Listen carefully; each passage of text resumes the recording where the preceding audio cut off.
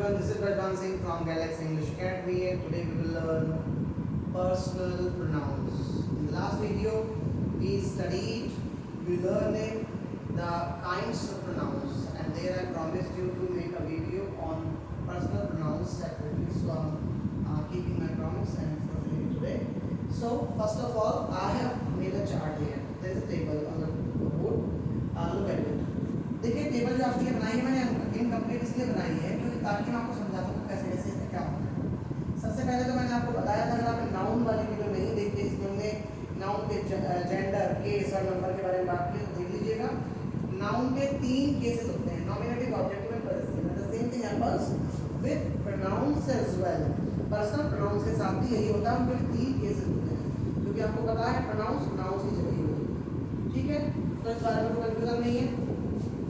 अब हमें समझना क्या है, अब हमें समझना है कि ये हिंदी में इनकी क्या मीनिंग होते हैं और ऑब्जेक्ट कौन होते हैं, पॉजेसिव कौन से होते हैं। देखिए ये फर्स्ट पर्सन प्रोनाउन है, ये सेकंड पर्सन प्रोनाउन है और ये थर्ड पर्सन प्रोनाउन है। मैंने लास्ट वीडियो में आपको समझाया था बहुत अच्छे से, एक बार फिर से देख लीजिएगा अगर आपने अभी तक नहीं देखी कि फर्स्ट पर्सन को हम कैसे याद रखते हैं, उसकी ट्रिक बताइए उसमें आपको। सेकंड पर्सन को याद कैसे रखते हैं और थर्ड पर्सन को याद कैसे रखते हैं, फिर आप कभी भूलोगे नहीं। इसके अलावा इनके पहले ऑब्जेक्ट और पॉजेसिव लिख लेते हैं। देखिए आई का ऑब्जेक्ट होता है मी, वी का ऑब्जेक्ट होता है अस, यू का ऑब्जेक्ट सेम रहता है यू, ही का ऑब्जेक्ट होता है हिम, शी का ऑब्जेक्ट हर होता है, इट का ऑब्जेक्ट इट ही रहता है और दे का ऑब्जेक्ट देम हो जाता है। ठीक है, अब पॉजेसिव देखिए, पॉजेसिव की मैंने 2 टेबल बनाई थी। कौन कौन सी? उसमें 2 टेबल जो बनाई थी हमने, पहली टेबल पॉजेसिव एडजेक्टिव की थी और दूसरी पॉजेसिव प्रोनाउन की थी।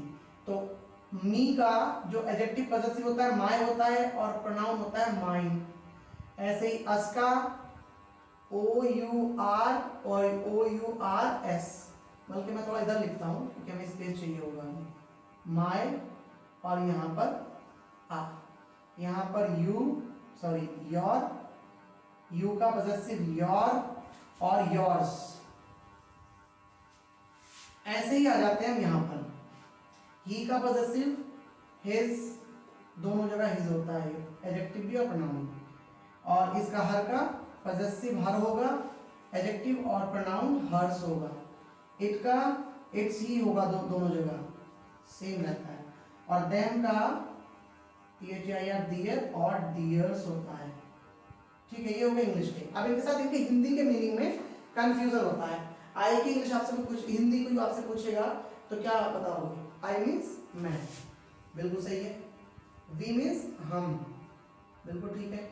यू मीन्स तुम, ही मीन्स वह लड़के के लिए, शी मीन्स वह लड़की के लिए, इट मीन्स यह या ये, और दे मीन्स वे, बहुत सारे प्लूरल के लिए। ठीक है, लेकिन क्या यही इनके मीनिंग होते हैं? कुछ और भी तो होते हैं ना। जैसे इनमें अगर ने लगा दिया जाए, आई की हिंदी मैंने भी होती है, हम की हिंदी हमने भी होती है, तुम की हिंदी तुमने भी होती है, वह की हिंदी उसने भी होती है, और इस वाले वह की हिंदी भी उसने भी होती है। ठीक है, कर्ता के साथ ने लगाते हैं, ये ऑब्जेक्ट है, यहां पर कर्ता है, यहां पर इसने और इसने, यहां पर उन्होंने।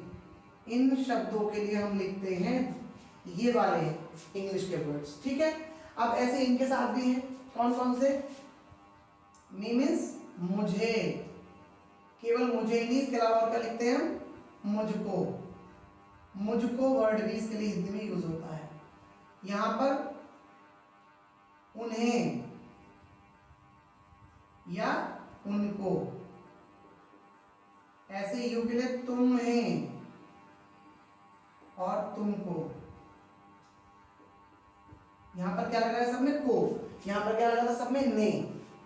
हिम, उसे या फिर उसको।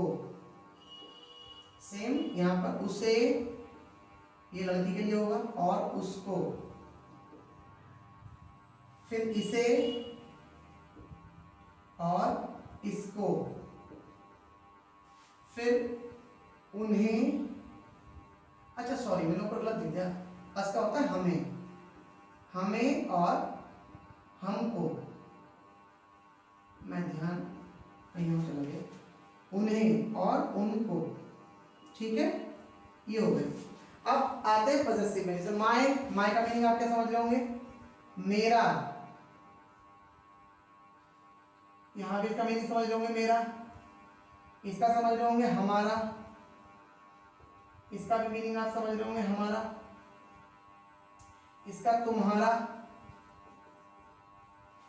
इसका मीनिंग भी तुम्हारा,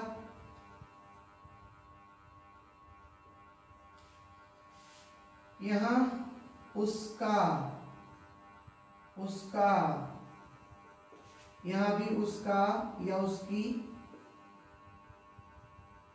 उसका, इसका, इसका और उनका, उनका, ठीक है। लेकिन अगर हम एक सेंटेंस लिखें कि मैं अपना काम करता हूं, मैं अपना काम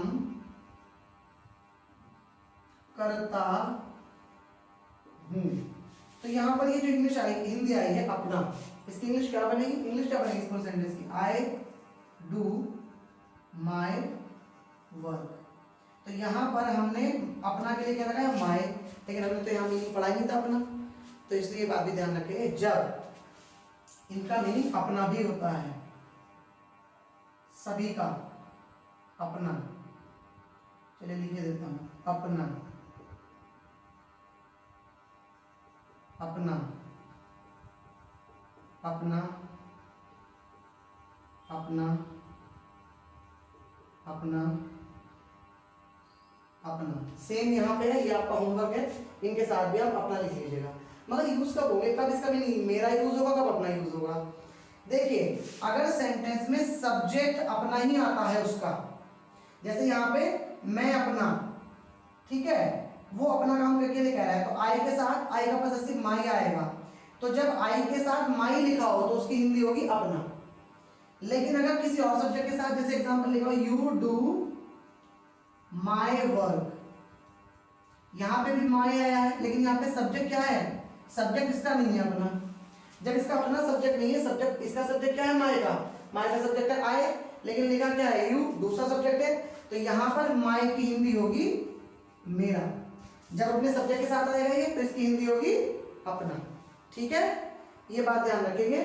यही मेन प्रॉब्लम बच्चों के सामने आती है, रिवाइंड करके दोबारा देख लीजिएगा, नोट्स बनाइए और अच्छे से समझिए।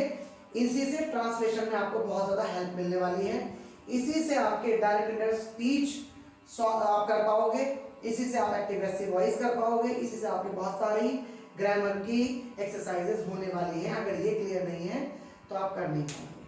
So like, subscribe and share. Thank you.